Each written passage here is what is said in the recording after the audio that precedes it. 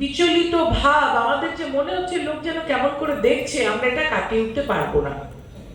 কেননা কতটা সত্যি কতটা মিথ্যা সেটা কিন্তু দেখার কথা প্রশাসনের, পুলিশের, কোর্টের। এবং আমরা সম্পূর্ণভাবে কোর্টের উপরে বিশ্বাস করে রয়েছি। একটা দুর্ঘটনা আরজিকরে ঘটেছে, তার বিচার আমরা চাইছি। আমরাও চাইছি দোষীদের সাজা হোক, শাস্তি হোক।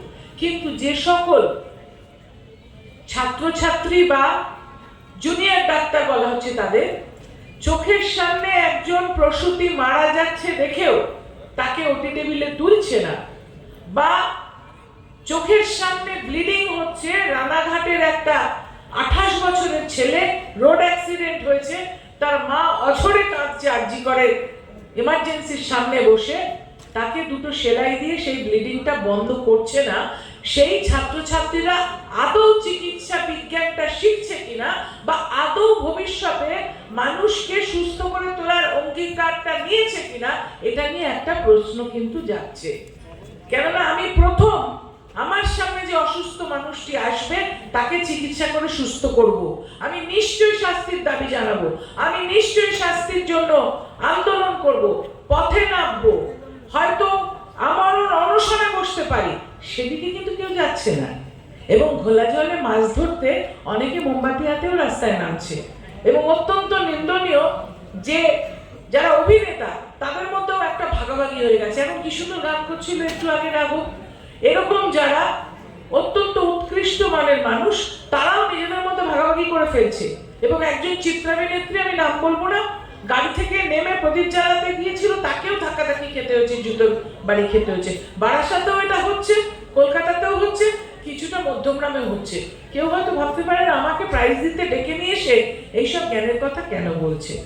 এটা এই জন্য বলা হচ্ছে যে ফেক নিউজ, এই যে টেলিফোনটা, কথা বলার যন্ত্র বা গান শোনার যন্ত্র বা ছবি তোলার যন্ত্র, এর মাধ্যমে যে ফেক নিউজ আজকে সমাজে পরিবেশনা করছে কোনো মানুষ, আমি কোন রাজনৈতিক ব্যক্তিত্ব তা বলবো না, এটা সেই মঞ্চ নয়, কিন্তু তাদের নিশ্চিতভাবে রাজনৈতিক রং আছে।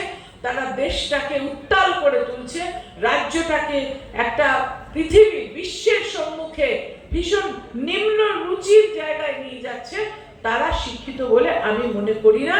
এবং তারা নিজেরা চেষ্টা করছে আমাদের প্রতি, যারা আমরা বয়স্ক মানুষ, তাদের প্রতি একটা বিতৃষ্ণা মানুষের মনে, এটা ভালো কথা নয়। তাই সমাজে চলতে গেলে ছাত্রছাত্রীদের নম্বরের সঙ্গে সঙ্গে জানতে হবে কোনটা ভালো কথা, কোনটা মন্দ কথা। যৌন শিক্ষাটা স্কুল থেকে হওয়া উচিত। আমাদের ছোটবেলায় মোরাল সায়েন্স বলে একটা বই ছিল, আমাদের একটা সাবজেক্ট ছিল, পাশ করতে হতো। এখন সেটা কতটা, এই যে ফেক নিউজের বিরুদ্ধে বলা বা মিথ্যা কথার বিরুদ্ধে বলা, সেই সাবজেক্ট এখন আছে কিনা আমি জানি না। কিন্তু যৌনতা সম্বন্ধে যদি ছাত্র এবং ছাত্রীদের পরিষ্কার ধারণা অভিভাবকরা না দেন, তাহলে যে একটা ধারণা তৈরি হয়, তার থেকে কিন্তু অনেক কুকর্ম হয়, অনেক দুষ্কর্ম হয়, অনেক মৃত্যু ঘটে। এবং তার ফল আমরা চোখের সামনে দেখতে পাচ্ছি এখন কিরকম ভাবে সমাজকে সেটা আহত করছে। এই সমাজ যেন নিহত না হয়, সবাই মিলে চেষ্টা করতে হবে সমাজটাকে বাঁচিয়ে রাখার, পড়াশোনার সাথে সাথে। সবাই আরো বড় হও, ভালো থাকো। বাংলা খবর, আপনার রাজনীতি, আপনার আওয়াজ।